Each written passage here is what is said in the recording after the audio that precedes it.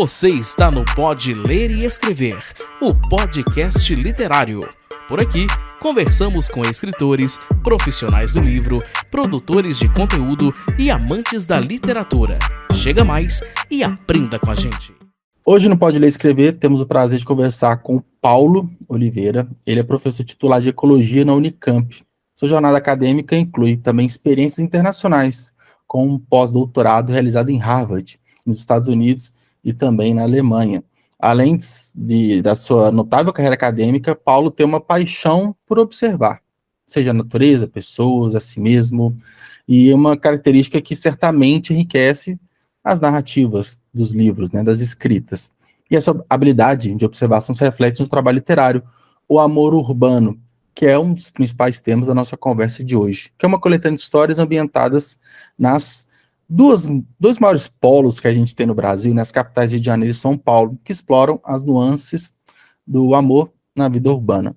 Com essa obra, que foi publicada pela editora Telha, Paulo marca sua estreia no mundo literário, trazendo um olhar único para as histórias do dia a dia na cidade grande. Paulo, seja muito bem-vindo ao Pode Ler e Escrever. Como que você está? Tudo bem por aí?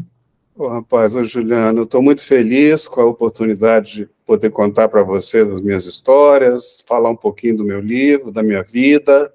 É uma oportunidade muito bacana. Agradeço bastante a vocês essa chance. Cara, eu que agradeço. Eu gosto sempre, principalmente quando vem de assessoria, né? Você veio de uma assessoria e a gente sempre recebe um material muito bem construído, né? Um release, sinopse do livro, e isso, pelo menos para mim, me aguça mais o interesse na conversa, porque a gente vai descobrindo um pouco ali do autor, e eu já queria começar a nossa conversa entendendo, né, a sua trajetória acadêmica, como professor, na área de ecologia, e de repente, com várias aspas, né, cai no mundo literário, né, com o Amor Urbano. Como que foi essa transição, essa incursão? Você sempre gostou de escrever, não só da parte técnica, acadêmica, mas literatura, ficção? Como que funcionou tudo isso? Olha, Juliano, eu acho que as minhas inspirações, minhas fontes de inspiração vieram da minha profissão como pesquisador e professor em ecologia, do ambiente urbano do Rio de Janeiro, onde eu cresci, nas outras cidades onde eu vivi, ainda vou falar disso. Sim. De ser um adolescente muito observador e inquisitivo, de ficar sacando as pessoas, como adulto também. E desde a minha adolescência eu sempre li muito nossos romancistas. Clássicos. Jorge Amado, Guimarães Rosa, Graciliano Ramos, e sempre fui muito ligado na nossa música.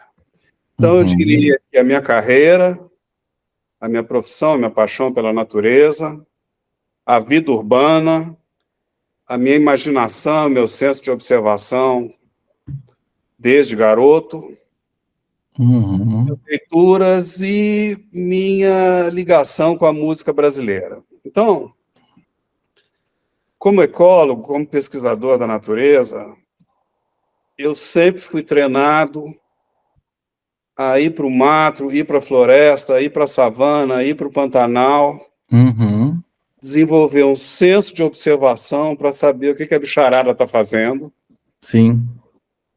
Onde eles buscam alimento, onde eles se abrigam, o que eles comem, que horas saem, onde se escondem, como é que procuram parceiro sexual, como é que competem com os outros, como cuidam da prole, como fogem do perigo, enfim. Essa habilidade profissional que eu tive que desenvolver na carreira aguçou muito meu senso de observação. Então, você vai para a natureza, anota o que você vê, coloca isso na teoria da biologia, na teoria evolutiva, e tenta interpretar a natureza à luz da teoria da evolução, a linha que a gente segue na Unicamp, tá bom? Ok. Sim. Esse é um lado. O outro lado, que é o lado do moleque na cidade. Eu sentava no ônibus e ficava observando o cara e a moça na cadeira do lado, ou ficava observando o cara na lambreta, namorando, o casal na praça. os dois dançando no baile, no metrô, e aí começava a imaginar coisas da minha cabeça. Será que eles são felizes? Como é que é a vida desses dois? Como é que a vida desses dois vai seguir? Vai dar certo? Vão separar? Enfim. E aí eu construía histórias na minha cabeça de menino, na minha imaginação, construía minhas fantasias. Muito bem. Isso tudo na cidade grande do Rio de Janeiro. Ok. Como adulto, eu tive muita sorte porque a carreira permitiu que eu viajasse pelo Brasil todo. Eu andei por todos os cantos do Brasil fazendo minhas pesquisas. Amazônia, Caatinga, Pantanal, Mata Atlântica, Cerrado Brasileiro, enfim. E andei por muitas cidades, conheci muita gente. Outra coisa que a carreira me permitiu foi viver em outros países. Morei nos Estados Unidos, México, Alemanha e França, fazendo minhas pesquisas de ecologia em diferentes universidades. Ok, toda essa trajetória de andar pelo Brasil e me aperfeiçoar profissionalmente em diferentes cantos do mundo permitiu um contato meu com uma grande diversidade cultural, com uma grande diversidade de pessoas, permitiu que eu acho que me permitiu enriquecer como profissional e como pessoa. Sim. Conhecendo a diversidade, você aprende muito com isso. Ok. Com tudo isso, já adulto, cresci em mim essa vontade de contar histórias, juntando meu senso de observação que eu pratiquei na profissão, na natureza, com a minha curiosidade do adolescente que observava tudo e imaginava coisas. Então, na idade que eu estou com 66 anos, chegou a hora do moleque imaginativo encontrar o naturalista adulto e os dois se juntarem para escrever um livro de contos. Sim. De contos urbanos, onde eu relato essas coisas que já estavam na minha imaginação, em diferentes contextos, em diferentes ambientes e em diferentes cenários. Sim. E os cenários que eu escolhi foi Rio e São Paulo. Sim. É interessante que uma das grandes habilidades, na minha visão, que o escritor tem que ter é essa observação, né? Porque tudo que a gente escreve é baseado nas experiências, nas vivências e observações que a gente tem. Sim. E é um trabalho, é uma habilidade você transformar o que você observa no texto, né? Profissionalmente você fez muito isso, e na ficção isso também é muito importante.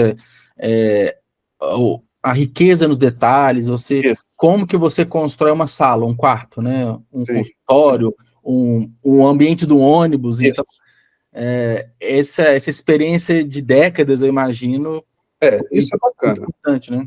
Se eu tenho que descrever um cenário, um bar lotado na noite, escrever os detalhes, o que está acontecendo, a bagagem que me instrumentalizou para isso, Juliano, é quando eu vou para a floresta.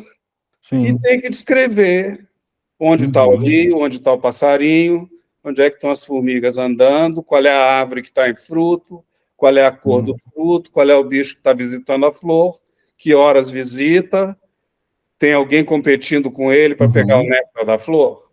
Sim. Então, eu, como profissional de ecologia, fui treinado a ter habilidade em descrever esse cenário.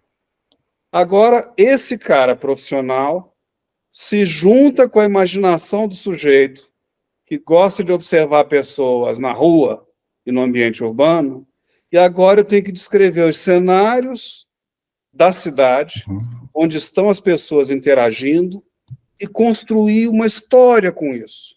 E aí vem lá de trás a minha imaginação do adolescente e conseguir produzir uma coisa, Juliano, que me fez tremendamente feliz, que é juntar essas duas habilidades, que uma delas treinada e outra delas que eu já tinha, a habilidade de descrever o que você vê, enfim, juntar com a imaginação e criar histórias que sejam interessantes para os outros, além de serem interessantes para mim.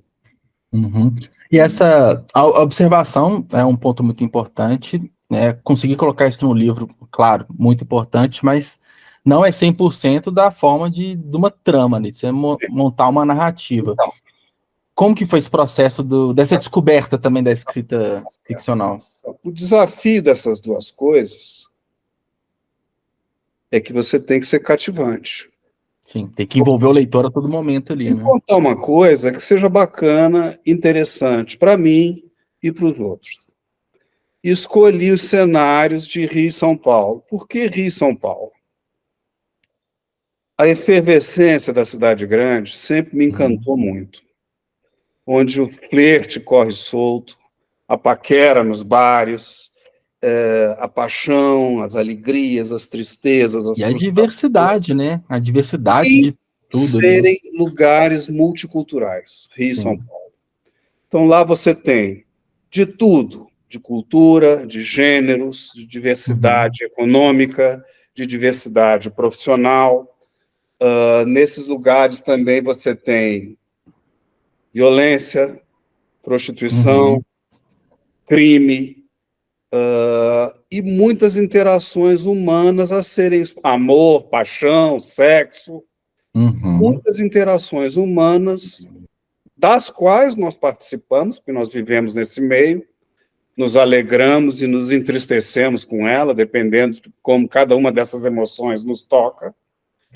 Pegar isso e construir histórias com o personagem comum, o jornaleiro, a professora de dança, a professora da escola, o médico do hospital público, a médica do hospital público, e criar coisas interessantes, Juliano, que estão na nossa esquina, na padaria. A gente às vezes não dá valor, né? Passa tão batido na correria do dia a dia, né?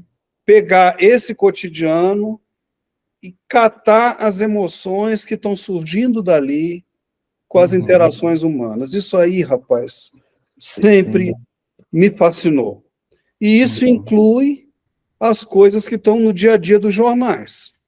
Crime, violência, alcoolismo, abuso infantil, assédio sexual no trabalho, prostituição masculina e feminina, preconceito de gênero, homofobia, coisas desse tipo, alcoolismo.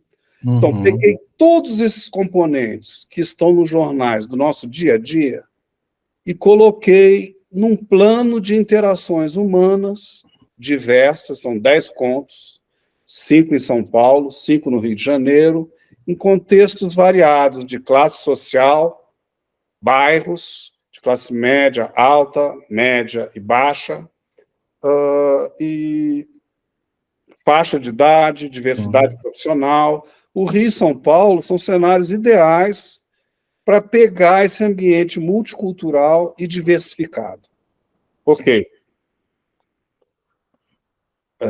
E então, assim, a gente falou, acho que essa diversidade ela está muito presente, você falou de vários temas, e isso é encontrado no livro, né?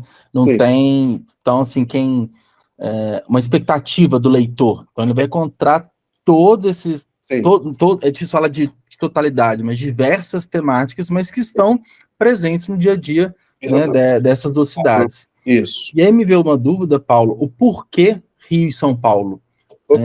Teve ideias assim, de outras cidades, enfim. Claro que isso tem a ver com a minha bagagem de ser um cara que cresceu no ambiente urbano. Você falou no Rio de Janeiro, né? Sim. Porque morei em cidades no exterior também grandes, né? Sim. E porque nesse ambiente urbano, a efervescência, a diversidade de interações e a multiplicidade de coisas que acontece com personagens tremendamente distintos da diversidade urbana, permitiam com que eu criasse contos e tramas bem diversificadas, em ambientes bem diferentes, atrativos, e que se tornasse, a cada vez que o cara saía de um conto e entrasse no outro, a história era completamente diferente, porque era um outro cenário urbano, bem diferente que eu ia pegar. Sai de Ipanema e vai para um bairro de classe pobre em São Paulo. Enfim, sai de um bairro de classe média alta paulistana e vai para um subúrbio do Rio de Janeiro, onde os personagens são diferentes. Sai de um restaurante e vai para um supermercado. Sai de uma academia de dança e vai para um hospital. E assim por diante, entende? Eu não sei se passou na sua cabeça ou não, mas é uma estrutura, né, de criação do seu livro que permite, de repente, outros, né? Então, porque enquanto você está falando dessa efervescência das cidades, eu pensei no oposto. Pô, imagina a calma e a tranquilidade de uma cidade interior, que também tem a capacidade de criar situações, histórias, pessoas também muito interessantes, né? Sim, você morou no exterior, é uma cultura completamente diferente também da nossa. Então, te deu essa... que às vezes a gente está escrevendo um livro e já pensa no próximo, a gente tem que segurar essa ansiedade. Não, por enquanto, eu tenho 3 livros publicados em ciência. Sim. Essa foi minha primeira experiência fora da ciência. E eu achava que eu tinha um certo talento para fazer isso com contos. Mexer com contos específicos de determinadas interações que eu detectava na cidade grande. Eu preciso ainda, tenho vontade de desenvolver um talento, uma experiência, estudar, aprender, de como fazer uma história maior. Sim. Mas isso aí, por enquanto, é um plano futuro. Eu escrevo ficção e escrevo mais contos, né? Muitos falam que o conto até é mais fácil por ser uma narrativa mais curta, mas eu penso até o contrário, né? Porque para você colocar uma introdução, um desenvolvimento, uma conclusão em 5.000, 7.000 palavras, ele é um desafio muito grande, né? Eu tive que estudar muito para fazer isso. Sim. Eu li muitos contos e li muitos conselhos de contistas. Sim. Como é que você começa? Você tem que ser interessante nas 2 primeiras páginas. Tem que desenvolver uma história interessante no miolo. Sim. Tem que criar um final marcante. E nunca invente muitos personagens. Que é só um ponto, né? Em muitos nomes. Senão fica muito raso os personagens, né? Não tem tempo para desenvolver. A trama principal tem que ser interessante e cativante, e você não pode se perder na história e devagar muito fora do tema central. Então, meus contos, cada conto meu tem em torno de 50.000 palavras, umas 15 páginas. Meus contos estão por aí. E uma pergunta que frequentemente me fazem sobre isso, sobre as minhas histórias, que mensagem você quis passar com as suas... Isso é uma coisa que, olha, eu não quis passar mensagem nenhuma. Quis passar tramas envolvendo emoções entre pessoas, como elas lidam com isso, abordando temas diversos que estão no nosso dia a dia, na mídia e nos jornais. Isso vai desde assédio, a violência doméstica, sexo, a prostituição, racismo e sucesso profissional, assédio profissional.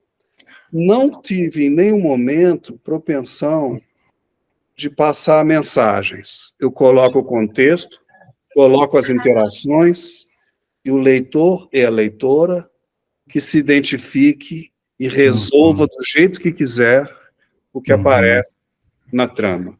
Não há, em momento algum, juízo de valor da minha parte sobre o que os personagens fazem. As coisas feias, as coisas bonitas, a morte, enfim. Esse é até um ponto das mensagens, né? No momento quis passar mensagem nenhuma. Eu conto histórias. Como você lê nos jornais. Interprete do jeito que você quiser.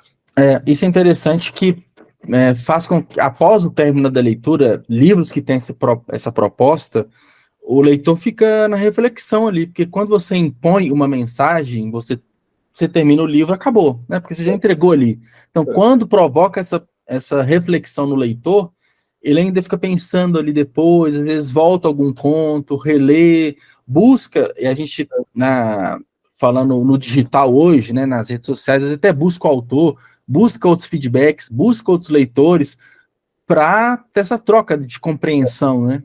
eu mesmo me surpreendia com o rumo que alguns personagens tomavam.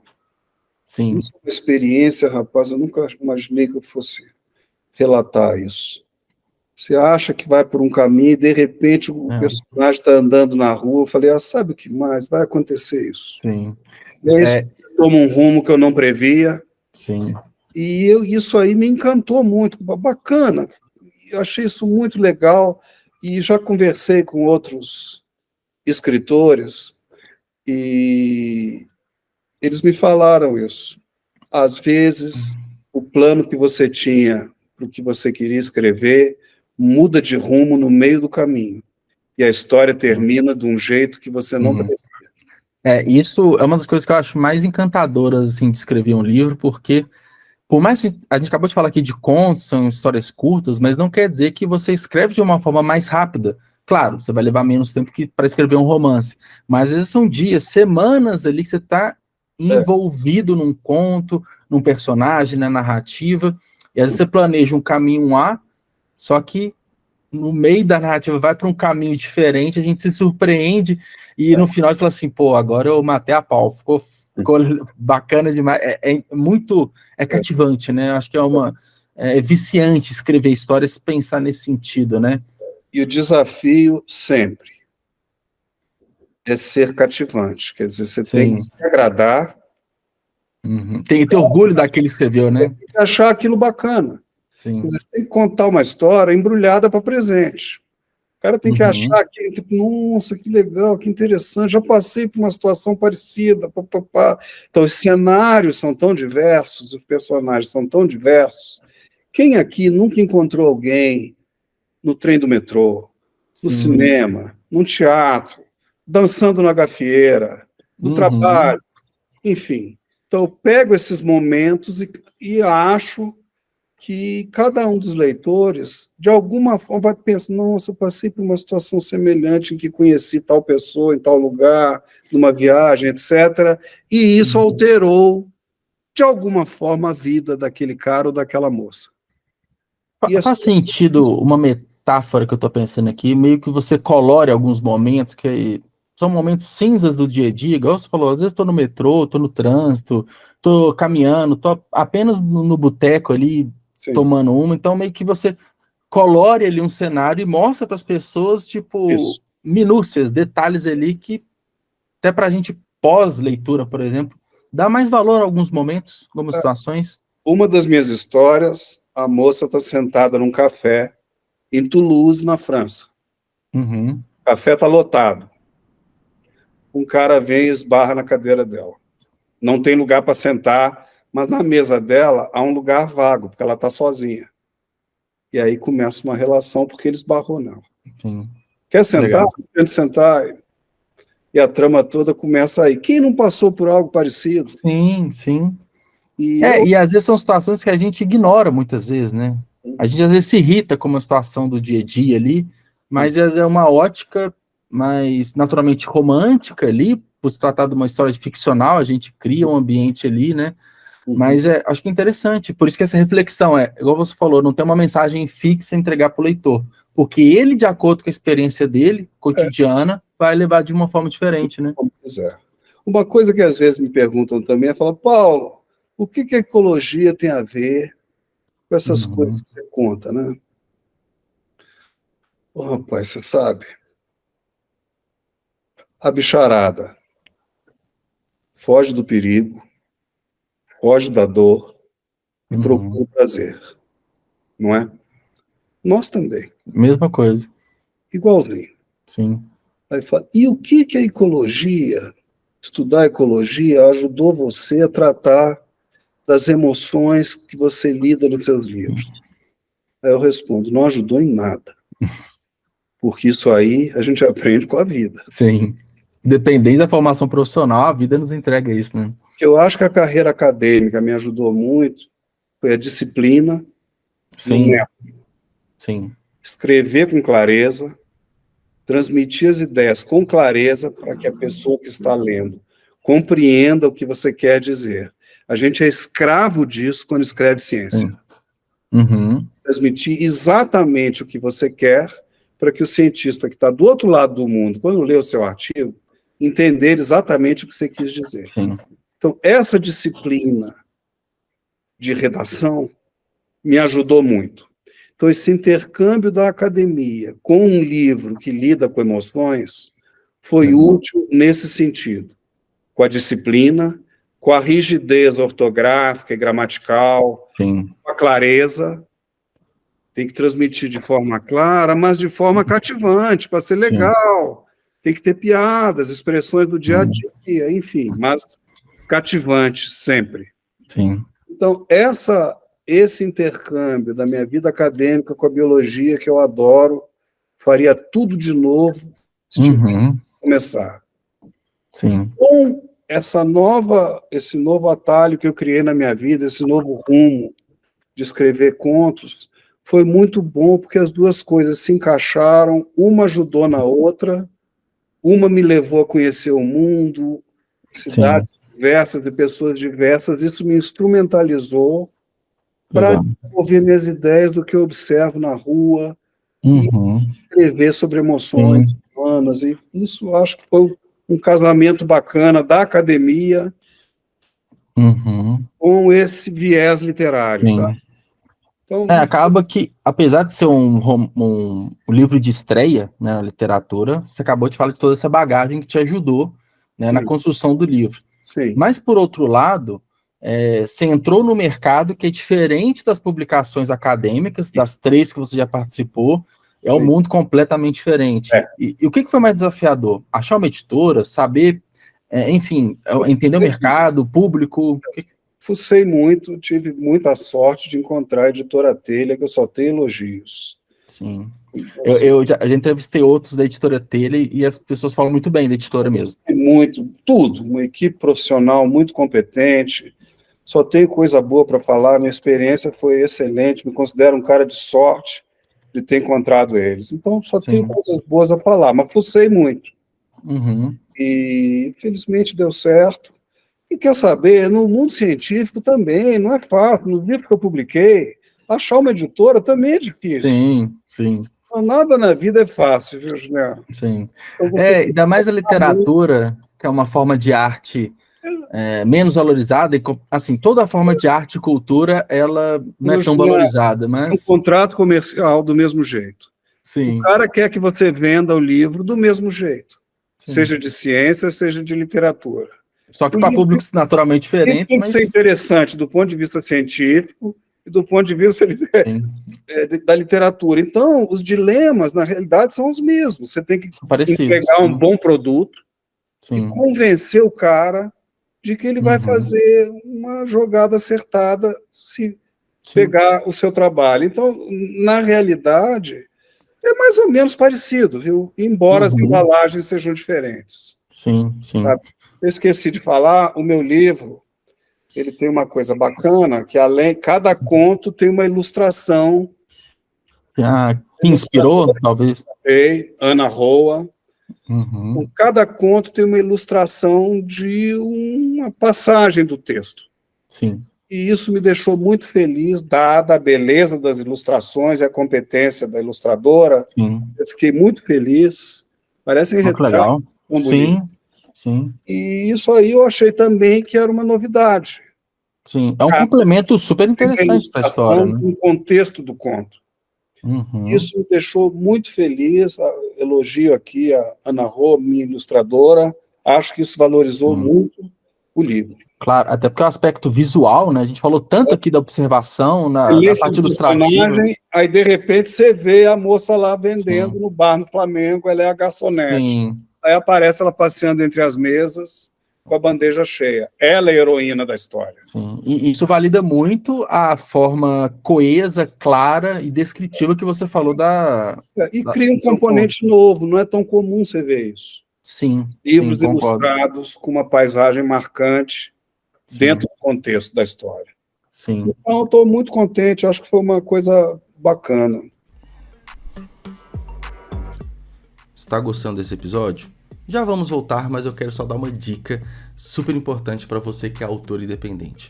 Conheça o Clube de Autores, que é a maior plataforma de autopublicação de falantes da língua portuguesa do mundo. Já são mais de 60 mil autores que fazem parte do Clube de Autores e eles já publicaram mais de 90 mil livros. É isso mesmo, é um número impressionante. Somente em 2022, todos os livros publicados no Clube de Autores representaram mais de 20% dos livros de língua portuguesa do mundo.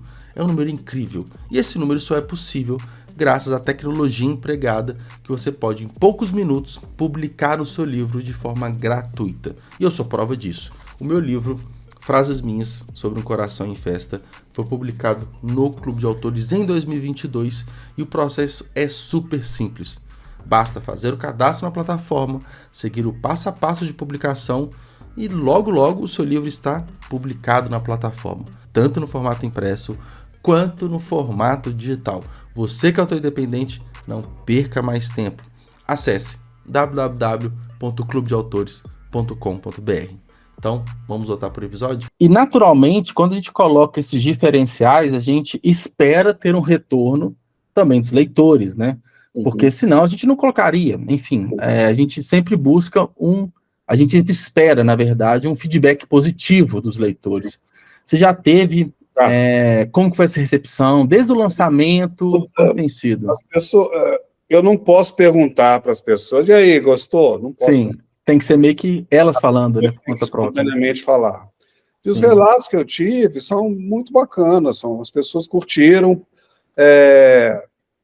O meu livro, Juliano, ele usa a linguagem das ruas e usa as linguagens dos lençóis. Então, como eu trato de paixão, desejo, flerte, sexo, tem muitas passagens picantes no livro, apimentadas. Em linguagem explícita, como os personagens falam. Como as pessoas fazem e falam no dia a dia também. Né? Nas portas fechadas. Sim. Então, em algumas passagens, a linguagem é bem explícita, bem aberta e bem, digamos assim, apimentada. Sim. Então, algumas pessoas podem se sentir, enfim, mas às vezes não falam, às vezes gostam, mas não quer falar também, né? É a linguagem que se usa e uma coisa que eu quis passar, quer dizer, não é um livro sobre o amor urbano, o amor urbano é falado desse jeito. Sim. E isso aí, rapaz, eu curti muito, sabe? Que legal. A linguagem do quarto, a linguagem do lençol, a linguagem do tesão, do desejo. É, de certa forma, libertador, assim, porque é tantos tabus, né? Assim, então... E acho que parte também do que as pessoas gostaram e se identificaram é por isso. Se a pessoa não for moralista. Falso moralista, sabe? Tem muito também. Não há nada aqui que você ou eu não falasse, sabe? Sim. A portas fechadas. Né? E é isso aí eu curto muito. Se era para falar de paixão, sexo, flerte, desejo, como não usar a linguagem que a gente usa quando nós estamos com os nossos amigos, quando nós estamos com a nossa parceira ou com o parceiro, entende?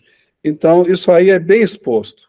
E me alegra muito. Acho que eu consegui fazer, bacana, legal, estou feliz, sabe? Que bom, No final, eu penso muito assim, o livro ele tem que satisfazer o escritor, né?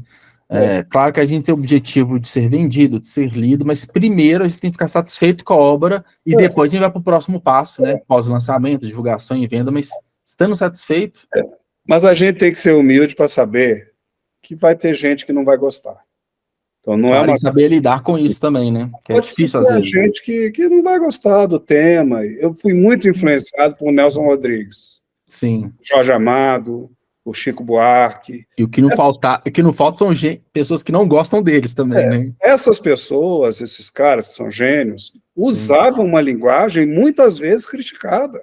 A linguagem erótica de Jorge Amado nos anos 50, nos anos 60, aquilo ali na época era Dona Flor, que é coisa mais erótica do que Dona Flor.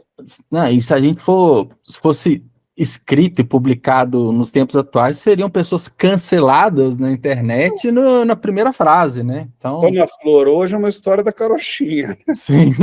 Nos anos 50, e Então, isso aí é uma coisa que me agrada, acho que eu fiz bacana, isso aí Legal. eu gostei, mas eu tenho que saber, não Uhum. dá para agradar, vai ter gente que vai se Claro. dedicar menos, mas eu estou contente. E outra coisa, eu acho que ele também depende da idade do leitor, sabe?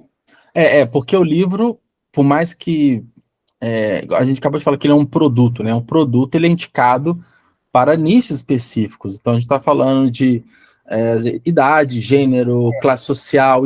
Então, tem vários aspectos que... Um adolescente, ao ler meu Sim. livro, não vai ler da mesma forma que eu. Você é um cara de 40 anos, 50 anos, já passou por muitas das histórias contadas aqui. Claro. Da mesma forma, você pega um livro infanto-juvenil, se eu for ler, eu vou achar bobo, vou achar muito simples. Pô, mas não é para minha idade, é para um adolescente ali. Então, Eu sou professor universitário. Você sabe bem. Essa cabeça da garotada. Sim. E Paulo... Isso me enriquece muito, né? É claro, te Trabalhar manter atualizado, né? É um privilégio, eu me sinto um privilegiado. Eu fui universitário também, né? Mas assim, eu saí da universidade tem quase 15 anos e eu já tô virando num ponto do tipo assim, como me manter atualizado de uma geração que tá vindo aí, né? Então, o professor universitário, quem tá no meio acadêmico, tá semestre a semestre se renovando ali com novas turmas. Questionamento diário, cotidiano. Sim. Você se reavalia o tempo todo. Sim.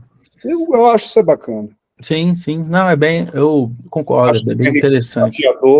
E enriquecedor. Isso que eu ia falar agora, é rico, é bem rico, né? Tá nesse meio. Sim. E Paulo, a gente, né, encerrando, chegando aqui no finalzinho da nossa conversa, teria alguma dica, algo que você, algum conselho que você entregaria para novos escritores, para quem está enfrentando o lançamento de primeiro livro? Eu não me sinto uma pessoa para dar conselho para ninguém, mas eu vou falar o que eu falo para os meus alunos quando eu estou na universidade, dando minhas aulas, eles estão procurando um caminho na carreira deles, um caminho, por que eles vão seguir na vida, e eu acho que isso se aplica a qualquer coisa. Eu sempre falo o seguinte: você tem que descobrir o que você gosta muito, o que te mantém acordado, o que te causa fascínio, e onde você acha que você tem talento. O que você acha que você faz bem? O que você gosta e o que você acha que você faz bem. Além disso, é muito importante você refletir o que você não gosta. Sim. E que você não tem talento para fazer. Isso para escolher como se enquadrar na carreira científica. O que te fascina na ciência? O que da ciência mexe com algum talento seu e o que da ciência te deixa acordado? Que você fica fascinado quando você lê sobre aquilo. Isso aí, rapaz, serve para qualquer ramo de atividade humana. Se você essa conversa com um moleque de 10 anos, ele vai te dizer o que ele gosta muito, o que ele não gosta, o que ele acha que ele faz bem e o que ele acha que ele não faz bem. Esse tipo de autoquestionamento eu acho fundamental. Então, quando você fala, que conselho você dá? Eu não dou conselho nenhum. O que eu sugiro é você ficar se perguntando esse tipo de coisa. Esse autoquestionamento constante, né? O que me atrai muito? O que eu acho que eu faço bem? Eu tenho talento para quê? E o que me fascina? O que eu gosto muito? Por quê? Porque você só vai ser bom no ofício que você escolher, seja como escritor, psicólogo, médico, engenheiro, biólogo, o que você quiser ser, se você tiver fascínio por aquilo que você vai exercer ao longo da sua vida. Você tem que curtir aquilo, achar que aquilo é legal e achar que você tem talento para fazer aquilo legal. Ok, somado a isso, tem que adicionar uma palavra, que é perseverança e disciplina. Não basta ter só talento. Você tem que ter uma disciplina para que esse talento se desenvolva de uma forma correta e para que o produto apareça. Se você tem muito talento, mas não tem disciplina e não tem perseverança, por que a perseverança é importante? porque você perde muitas vezes. Uhum. E tem que se levantar e continuar. O exemplo que eu uso em sala de aula é da Fernanda Montenegro, que eu adoro. Vocês conhecem a Fernanda Montenegro? Todo mundo conhece. Sim. É uma atriz brilhante, não é? Eu acho ela brilhante, acho uma pessoa maravilhosa. Você acha que todas as peças de teatro que a Fernanda Montenegro fez foram sucesso desde o início? Não. Algumas não deu certo. Sim. Mas como ela era muito talentosa e queria muito ser atriz, porque aquilo deixava ela feliz e completava ela como mulher e ser humano, se aperfeiçoando, se tornou a atriz e a pessoa que é hoje. Sim. Porque tinha talento, porque tinha perseverança, disciplina e capacidade de se levantar sempre que caía. Porque em ciência, em qualquer ramo da profissão, você vai sofrer derrotas. Sim. Aí você tem que aprender com as derrotas, ver onde errou, melhorar e continuar. Essas coisas eu acho que é o principal. Então, para eu fazer esse livro, eu tive que estudar muito, tive que ter disciplina, tive que ler e reler o livro 500 vezes para melhorar aqui, melhorar ali. Enfim, acho que isso tudo aí serve para qualquer carreira que o cara escolha. Então, que sugestão eu daria? Eu daria esse tipo de sugestão. Faça muitas perguntas sobre o que você gosta, sobre o que você não gosta, sobre o que você tem talento, você acha que você faz bem, e tenha disciplina e perseverança para sobreviver, para manter a regularidade no trabalho e perseverança para se levantar quando tiver alguma derrota e continuar. Não é para na primeira derrota você desistir, porque a gente perde o tempo todo. Eu estou com 66 anos. A gente mais perde do que ganha, né? A vida é assim. Manda para publicar, o artigo é rejeitado. Sim. Em ciência, enfim. E essa é o que eu diria para quem está começando. Tente achar onde é o seu caminho. Perfeito. Bom, Paulo, obrigado. Acho assim, a gente fechou o episódio com uma mensagem super valiosa, né? E não só, eu falei para escritores, mas não só para escritores, né? Para qualquer carreira, qualquer caminho que a pessoa siga. É uma mensagem para a vida, né? De uma forma geral. Exatamente. E novamente, obrigado pela conversa. Adorei conhecer mais sobre você, sobre sua carreira, sobre seu livro. Espero que você tenha gostado também. Achei que foi muito bacana, estou muito feliz com a oportunidade, fiquei muito contente de poder falar da minha vida, da minha carreira, do meu livro, e dizer que inaugurei uma nova fase da minha vida, além da fase científica, está me deixando muito feliz. Que bom, que bom. Muito contente, agradeço muito a oportunidade. Muito obrigado. Muito obrigado, Paulo. Então, para quem quiser conhecer mais o trabalho do Paulo e o livro, sai da Editora Telha e também na Amazon. Salvo engano, ele está na Amazon também, né? Pelo que eu vi no release. Então, só pesquisar o Amor Urbano, encontra o livro para comprar e aprofundar ainda mais do que a gente falou aqui no episódio. Então, Paulo, muito obrigado. Um abraço para você. Super obrigado, abração. Tchau. Tchau, tchau.